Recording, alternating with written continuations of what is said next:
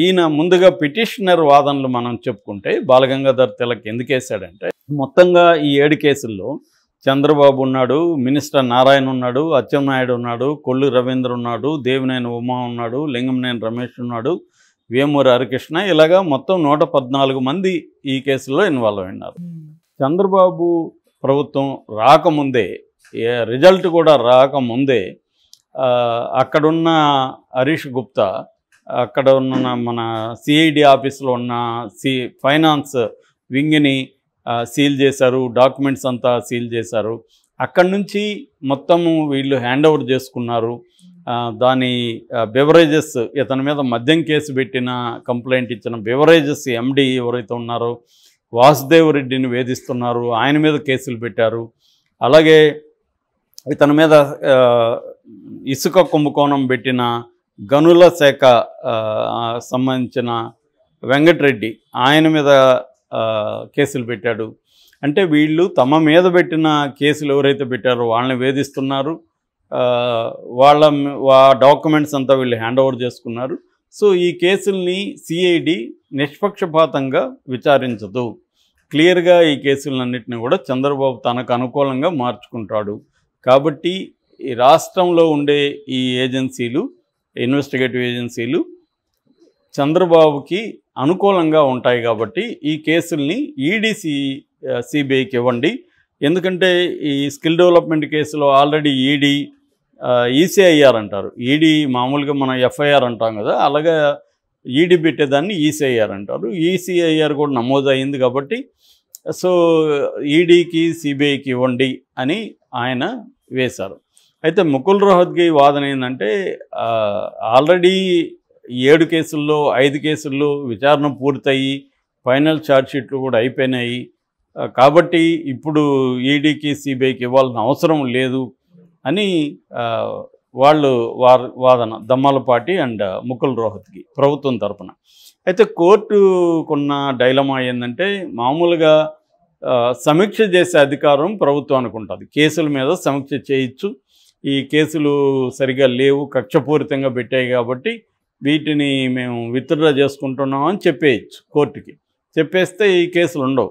చంద్రబాబు అదే చేస్తాడు. గతంలో జగన్ కూడా అదే చేస్తాడు. జగన్ మీద పెట్టిన కొన్ని కేసుల్ని జగన్ విత్డ్రా చేయించుకున్నాడు. ఎందుకంటే వాళ్ళ పరిధిలో ఉంటుంది కాబట్టి సిఐడి అనేది తమ మీద పెట్టిన కేసులను వాళ్ళు ఇచ్చేసుకుంటారు. వీళ్ళ హరాస్మెంట్ అంతా ఎన్ని రోజులు, ఆ ప్రభుత్వం వచ్చే అన్ని రోజులు వీళ్ళు అరెస్ట్ చేయగలరు. ఇప్పుడు జగన్ మీదనో వైసీపీ వాళ్ళ మీద పెట్టిన కేసులంతా కూడా వీళ్ళకి కూడా తెలుసు.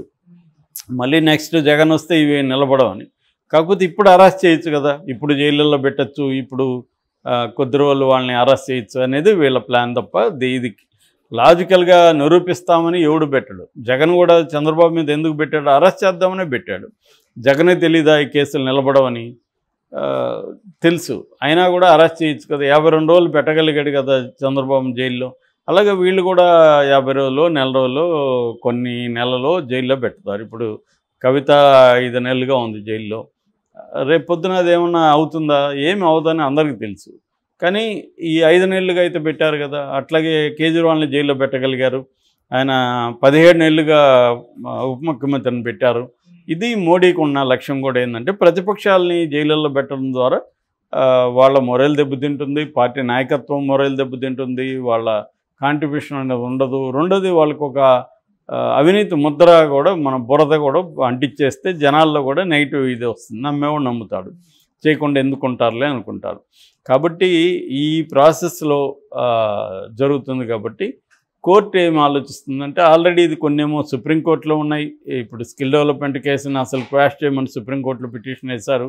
17A ఆఫ్ పీసీ యాక్ట్, అంటే ప్రివెన్షన్ ఆఫ్ కరప్షన్ యాక్ట్, అవినీతి నిరోధక చట్టం 17A దానికి వర్తిస్తుందా లేదా అనే విషయం కూడా ఇంకా తేలలేదు సుప్రీంకోర్టులో. ఇటుపక్క ఇది సమీక్షిస్తుందా లేదా తెలియట్లేదు. ఇప్పటివరకు అయితే 2 నెలలు అయిపోయింది. సమీక్షించమని ఎటువంటి ఆర్డర్స్ చంద్రబాబు ప్రభుత్వం ఇవ్వలేదు. సో ఈ నేపథ్యంలో కోర్టు ఎటువంటివి తీసుకోవాలనేది కోర్టుకున్న ప్రాబ్లం. అందుకని కోర్టు ఏం చెప్పిందంటే, దీని కౌంటర్ ఏంటని అడిగింది. కౌంటర్ వేయమని గవర్నమెంట్ని ఆదేశించింది.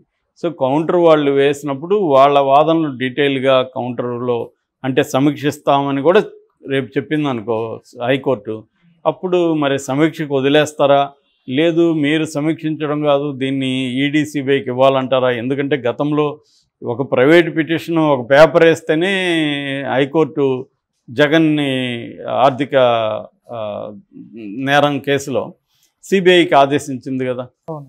కోర్టులు కూడా మనం అన్నిట్లో ఒకే రకంగా బిహేవ్ చేయవు. అక్కడే కోర్టుల మీద కూడా చాలామందికి విశ్వసనీయత మీద డౌట్లు వస్తాయి. ఎందుకంటే ఒక కేసులేమో సిబిఐకి, సిమిలర్ కేసులో సిబిఐకి ఆదేశిస్తారు, సిమిలర్ కేసు కాని దాంట్లేమో నోటీసులు పంపిస్తారు, వాళ్ళ అభిప్రాయం చెప్పమంటారు, మళ్ళీ దాన్ని బేస్ చేసుకొని డ్రాగాన్ అవుతూ ఉంటుంది. కాబట్టి అట్లాగే జగన్ కూడా అంతే. జగన్ ఇప్పుడు జగన్ ప్రతిపక్షంలో ఉన్నంత వరకు కోర్టులకు హాజరవుతూ వచ్చాడు. ప్రతిపక్షంలోకి వెళ్ళి అధికారంలోకి వచ్చినాక ఒకరోజు కూడా కోర్టుకు హాజరు కాకుండా చివరికి తన మీద హత్యాయత్నం జరిగిన దాంట్లో తను సాక్షిగా కూడా అతను కోర్టుకు హాజరు కాలేదు. 5 ఏళ్ళ పైన ఆ కేసు కూడా నడిచింది. కాబట్టి ఇక్కడ ఏంటంటే ప్రతి ఒక్కరూ అధికారంలో ఉన్నప్పుడేమో తమ కేసులను కొట్టించుకొని ప్రతిపక్షాల వాళ్ళ మీద కేసులు పెడతారు, మళ్ళీ వీళ్ళు ప్రతిపక్షాలు వచ్చినప్పుడు వీళ్ళు అదే ఫేస్ చేస్తారు.